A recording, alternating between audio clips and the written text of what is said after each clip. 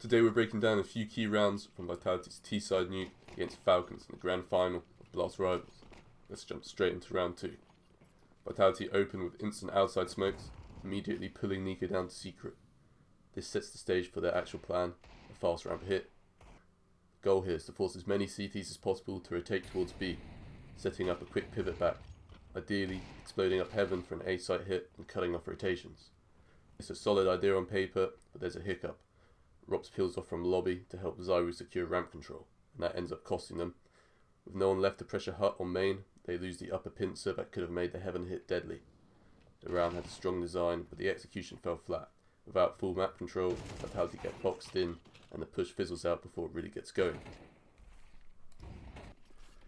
After dropping the pistol conversion, Vitality are working with a minimal loss bonus and opt for a force buy. They executed the laid outside smoke setup, this time committing 4 players behind the smokes while leaving a solo lurk in lobby. It's worth noting, Vitality threw outside smokes in nearly every T-side round throughout this half, excluding fast upper hits. This isn't just for map control, it's a deliberate attempt to obscure CT information and keep rotations ambiguous. By constantly varying the pace and the follow-up behind these smokes, they condition Falcons to respect the threat without ever knowing the true intention. For the second consecutive round, Nuke rotates down secret early, and this time he's immediately punished. With the primary outside defender removed, Vitality re-smoke outside and send their main pack down secret, while Apex pushes through the outer smokes with confidence, exploiting the gap in coverage. Monazy responds to Apex's contact by rotating into heaven and signals Testes to cover hell from ramp, anticipating a potential upper split and stacking the A site, but this realignment leaves B completely undefended. With no map control, Kixon attempts to recover information with an aggressive push into lobby, but is promptly shut down by Rops, who's holding for exactly that play. At this point, Vitality have secured full lower site access with minimal resistance, the bomb is planted safely, and the CTs neither have the positioning nor the information to mount a credible retake.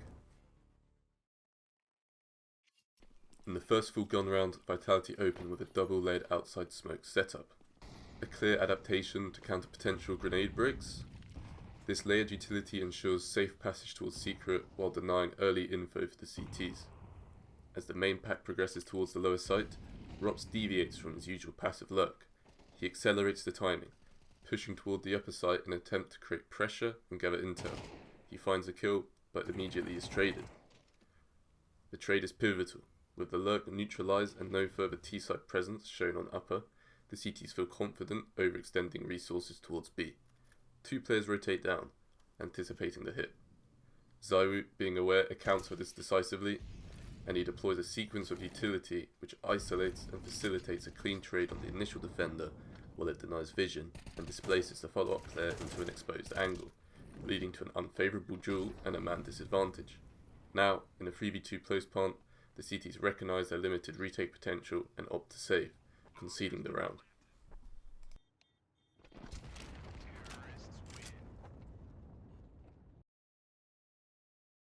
The final round we're analysing is another full buy, with Vitality deploy yet another variation of their outside smoke setup. This time, they layer standard cross smokes with an additional red box cross, a combination that mimics a full secret descent, even in the face of potential smoke breaks or pushes. It's a heavy investment, 4 smokes in total, designed to sell the fake and create hesitation in the CT setup. But Falcons don't bite. Apex is punished on the smoke lurk, caught by a perfectly timed smoke break. At the same time, Testes makes a bold and proactive play. He pushes up from secret, flanking behind the main pack and exposing Vitality's bluff. Given how frequently Vitality have taken secret control throughout the half, it's a high-risk gamble.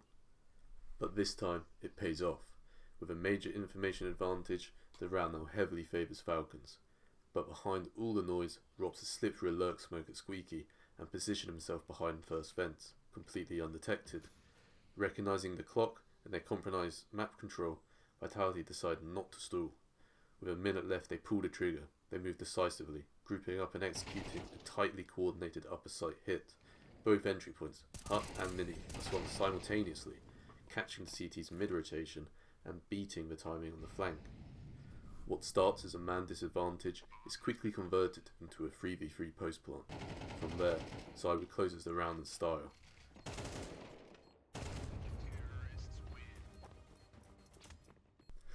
Well, that wraps up our breakdown of Vitality's T-side on Nuke against Falcons in the Blast Rivals Grand Final. We saw a variety of outside smoke variations, deliberate conditioning, and well-structured mid-round adaptations, but also moments where overextension and lack of map control cost them. Vitality's approach was layered and ambitious, but as we've seen, small timing misreads and info gaps can swing entire rounds.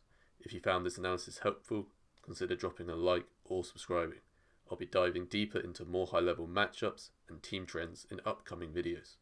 Let me know in the comments which teams or maps you want broken down next. Until next time.